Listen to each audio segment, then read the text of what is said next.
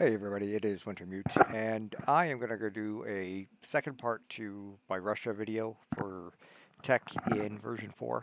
And I hadn't planned on it, but I honestly just forgot two facets that really should have been discussed, and somebody happened to mention them in the messages at the bottom of my below my video. So I'm like, oh, you know what? I thought about it for a little bit, and then I'm like, you know what? I should just do just a quick follow-up video, just a few minutes talking about those two things. And those two things revolve around the strategic objectives as they relate to technology. Because not only, and I completely just forgot this facet, and it just goes to show I'm still getting used to how version 4 works myself. Um, Not only is it are there victory points wrapped up into the technologies, there are bonuses you get from reaching your strategic objectives, two of which actually tie into technology. So the first one is the Winter War, and that's if as soon as the Soviet Union possesses the Helsinki, they can move two of the following three technologies up one stage: advanced artillery, advanced mechanized infantry, or heavy armor.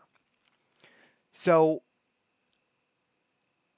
yeah, those any one of those is pretty good. Those are straight up pretty much offensive technologies. Now, of course, there is the advanced artillery is a pretty good defensive unit in and of itself because of first strike, but you also get the Katyushas with the advanced artillery.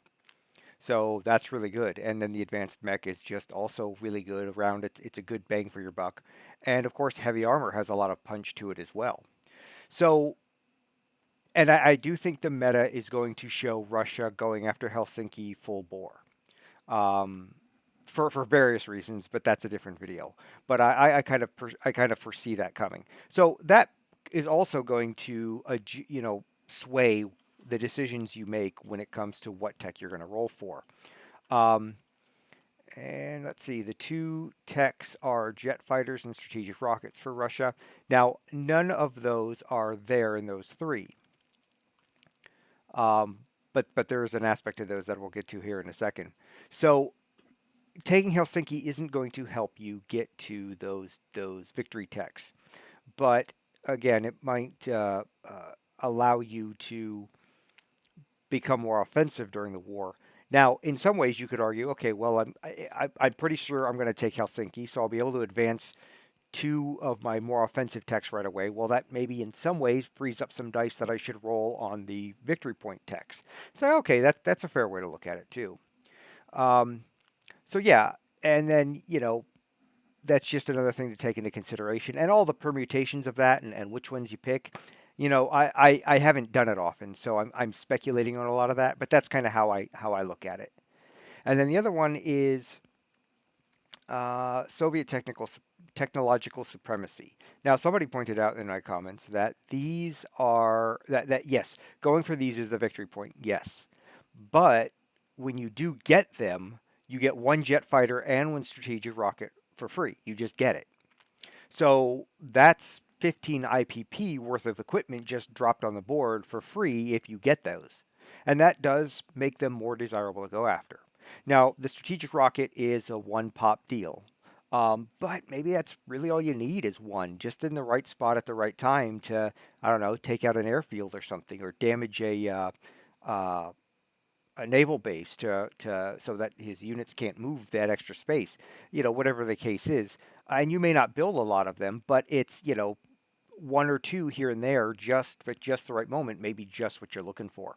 Now the jet fighter's going to be that's got a little more weight to it because once you get a jet fighter or once you get that tech, not only do you now get to build jet fighters if you really want it, but you just get one. You just get one for free.